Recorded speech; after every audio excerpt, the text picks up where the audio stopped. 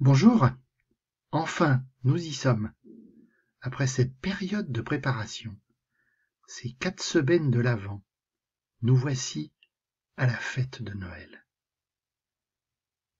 Alors tu vas me dire, bien sûr, eh oh Jacques, Noël je connais, j'ai déjà entendu l'histoire.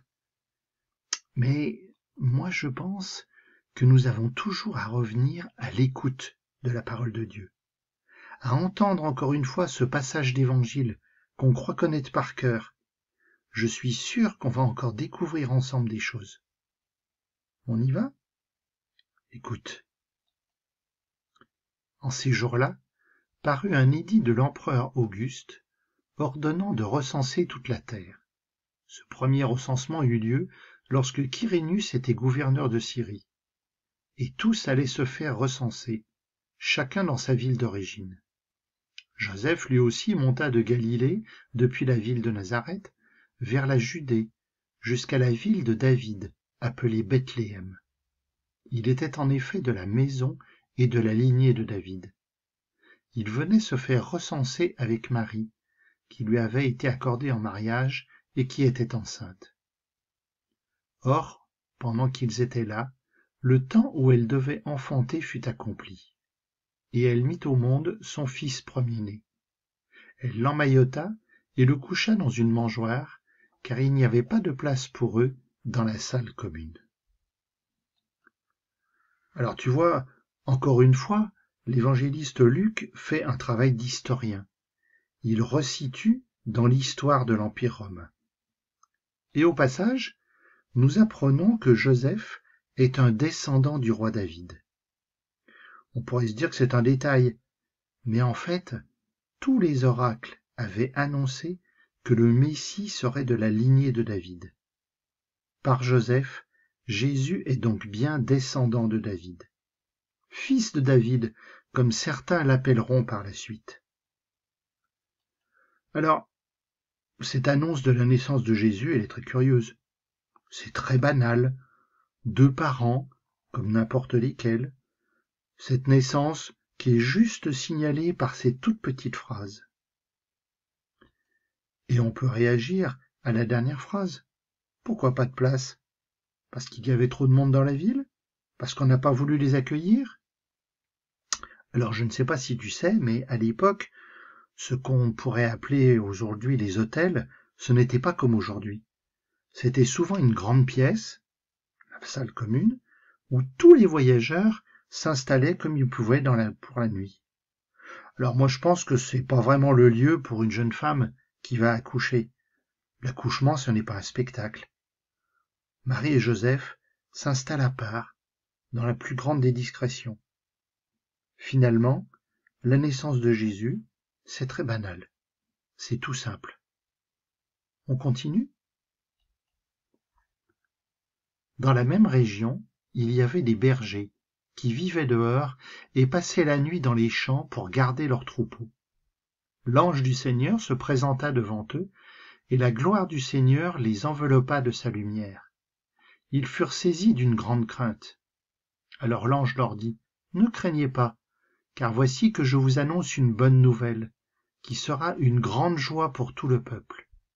Aujourd'hui, dans la ville de David, vous est né un Sauveur, qui est le Christ, le Seigneur. Et voici le signe qui vous est donné. Vous trouverez un nouveau-né emmailloté et couché dans une mangeoire. » Et soudain il eut avec l'ange une troupe céleste innombrable, qui louait Dieu en disant « Gloire à Dieu au plus haut des cieux, et paix sur la terre aux hommes qu'il aime. » Alors là, on n'est plus du tout dans le banal.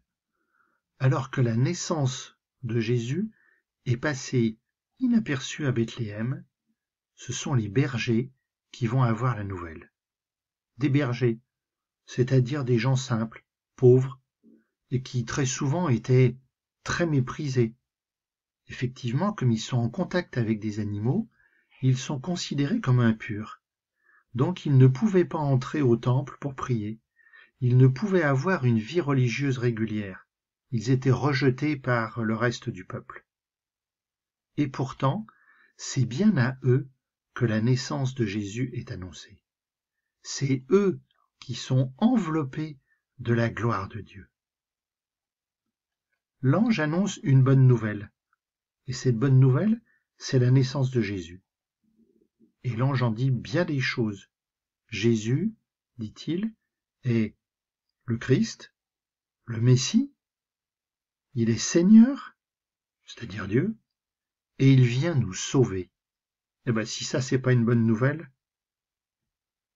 Et l'ange donne un signe. Et le signe, c'est un nouveau-né emmailloté et couché dans une mangeoire. Eh bien, en quoi c'est un signe? Après tout, si Jésus est le Messie tant attendu, on pourrait penser à un super-héros qui sort du ciel avec son armée. Ou alors, si c'est un bébé qui doit naître, une naissance prestigieuse, dans un palais, avec de grands personnages. Et pourtant, le signe, c'est bien Jésus, couché dans une mangeoire. La mangeoire, c'est là où on donne à manger aux animaux, dans les étables. Alors à l'époque, c'était souvent une sorte de bassin en pierre. Alors franchement, pour un bébé, la mangeoire, c'est pas vraiment luxueux, c'est inconfortable. Et c'est peut-être bien cela qui est le signe. Jésus, le Christ, le Seigneur, vient vivre parmi nous la vie inconfortable des hommes.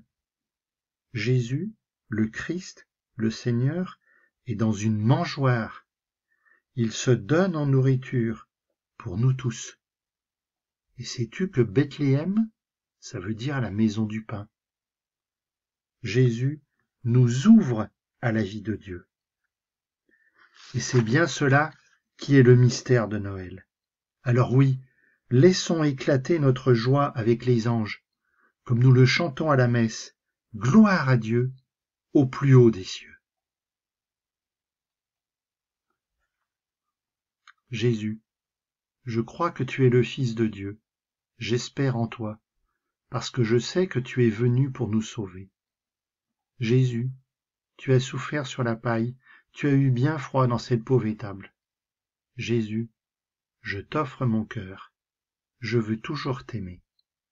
Amen.